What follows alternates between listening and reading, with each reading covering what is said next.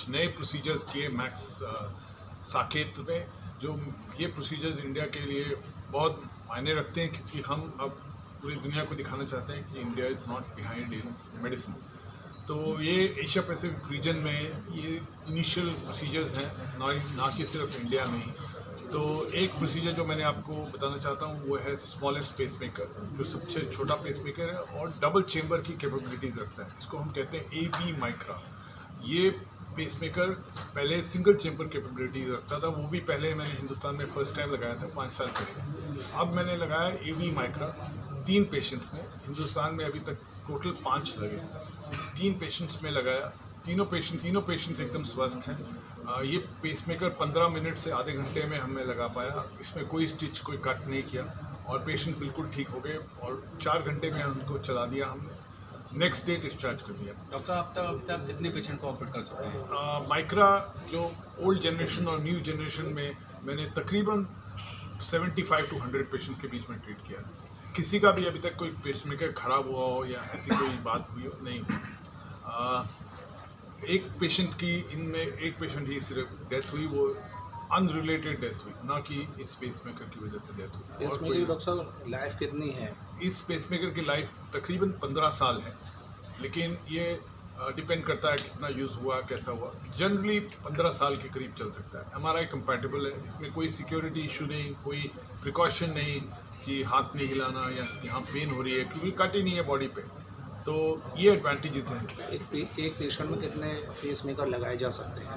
अभी तक इसका डेटा नहीं है, क्योंकि नई चीज़ है।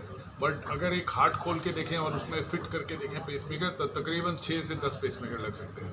इसके लिए पेशेंट को क्या प्रोटेक्शन अपनाना पड़ता है इससे लगने? इसके लगने के बाद हमने सुना हुआ है कि पहले जो कन्वेंशनल पेसमेकर्स थे कि वो रेट्रोमैग्नेटिक रेडिएशन से दूर रहें, मोबाइल फ़ोन ना यूज़ करें। इस पेसमेकर में कोई प्रिकॉशन नहीं।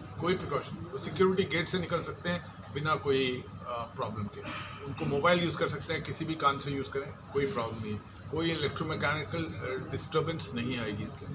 क्या इस पेसमेकर लगने के बाद मेडिसिन भी कंटिन्यू रहती है पेशेंट की? मेडिसिन दूसरी तरफ से दी जाती हैं। उसको हार्ट की और भी प्रॉब्लम हो सकती है, उसका हार्ट वीक हो सकता है या उसके कोई ब्लॉकेजेस हैं, उसकी वजह से मेडिसिन चलेंगी, लेकिन इस पेसमेकर के लिए कोई दवा नहीं चलेगी।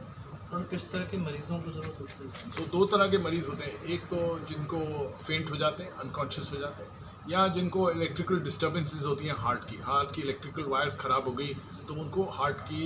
पेसमेकर कई तरह के होते हैं। कुछ डिवाइसेस होती हैं हार्ट फेलियर के लिए, कुछ होती हैं जो लाइफ सेव करने के लिए, उनको ICDs कहते हैं। तो पेसमेकर बहुत तरह के होते हैं, एक तरह के नहीं होते। तो हम ये गर्व से कह सकते हैं कि एज मैक्स हेल्थ केयर हम इंडिया में सबसे ज़्यादा डिवाइसेस और पेसमेकर्स करते हैं।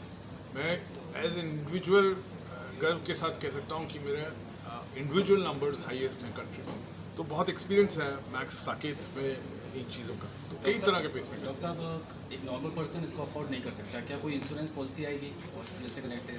हाँ, सो अब हमने देखा कोरोना से हमें कई सबक मिले। उनमें से एक सबक जो क्लियरली लोगों ने सीखा है कि मेडिकल इंश्योरेंस बहुत इंपॉर्टेंट है। हर मेडिकल इंश्योरेंस कंपनी इन पेसमेकर्स को रिइंबर्स करती है। अब डिपेंड करता है कि कितने की पॉलिसी की है। तो अब ये भी खुल के आया कोरोना में कि हमारी हेल्थ बहुत इंपॉर्टेंट है, तो हमें हेल्थ इंश्योरेंस पॉलिसीज़ लेनी चाहिए, पर्टिकुलरली यंग एज में, क्योंकि उसका प्रीमियम कम होता है और जितना ज़्यादा ले सको उतना अच्छा है। ये 2 चीज़ें बिल्कुल क्लियर हैं। हमारी पॉपुलेशन को अब समझ लेना चाहिए कि हेल्थ से ज़्यादा ज़रूरी चीज़ कोई और नहीं है। इंडिया में सिर्फ 5-6 सेंटर्स कर रहे हैं कंट्री में। उसमें हमने किया माइट्रोक्लिप 2 मरीज़ों में किया पिछले 1 महीने में। माइट्रोक्लिप एक प्रोसीजर है जो हार्ट के वाल्व लीक, माइट्रल रिगर्जिटेशन को ठीक करता है।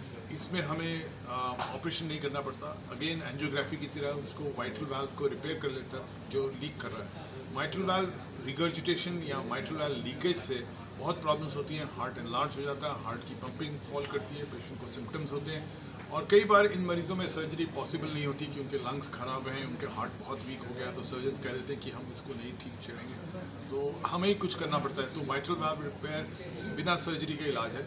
हमने 2 पेशेंट्स में किया। एक बिल्कुल न्यू टेक्नोलॉजी है, इसमें काफ़ी मेहनत लगती है, काफ़ी डिफ़िकल्ट प्रोसीजर है।